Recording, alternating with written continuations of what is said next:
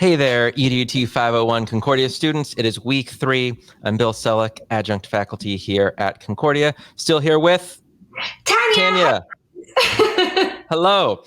So let's dive in. Week 3. Our students have a research paper due, Elements of 21st Century Learning. So tell us a little about what literacy looks like. Here we're almost like a third of the way into the 21st century now, right?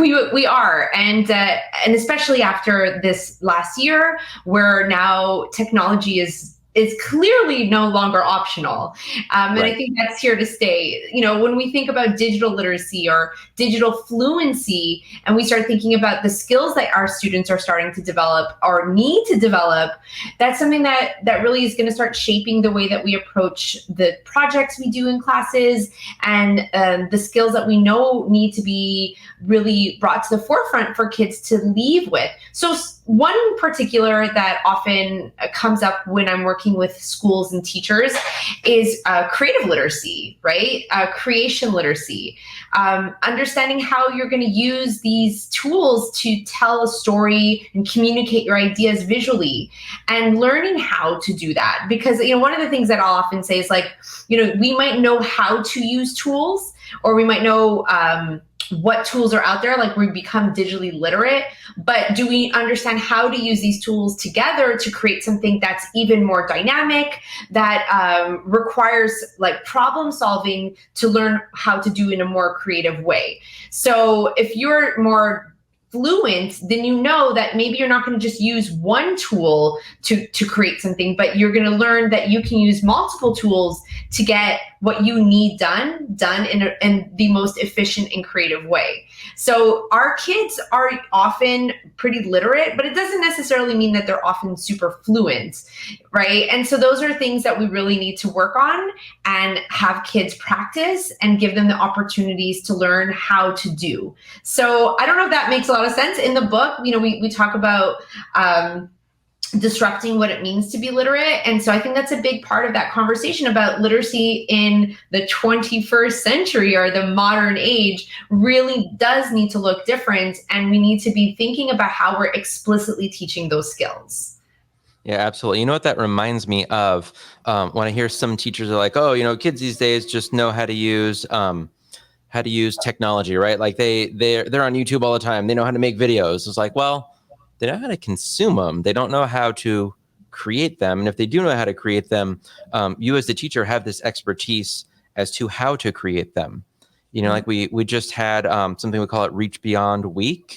So this year with the pandemic, you know, we're recording this in 2021. With the pandemic, we didn't meet students in person. We were all remote.